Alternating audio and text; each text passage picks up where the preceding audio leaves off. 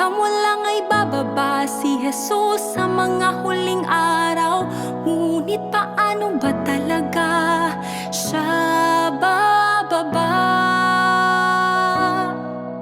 Ang isang makasalanang tulad ninyo, nakatutubos pa lang at hindi pa nabago o nagawang perpekto ng Diyos.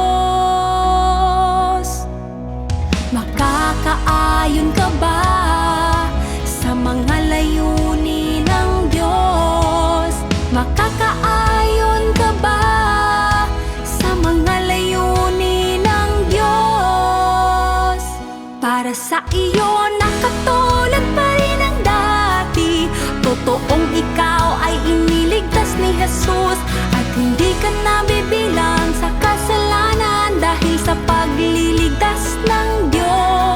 Ngunit hindi ito nagpapatunay na ikaw ay walang kasalanan o karumihan. Paano ka magiging banal kung hindi ka pa nababago? Sa iyong kalooban puno ka ng karumihan, makasarili at hamak ka.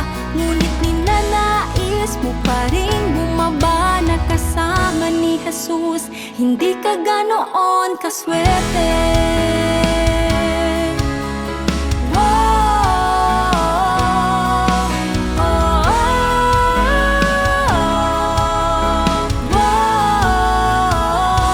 Nalaktawan mo ang isang hakbang sa iyong pananampalataya sa Diyos. Natubos ka pa lang, ngunit hindi pa nabago.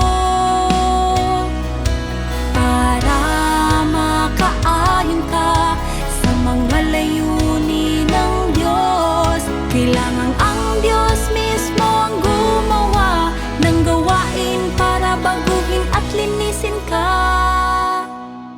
Kung hindi ka maaaring maging banal dahil ikaw ay natubos lamang.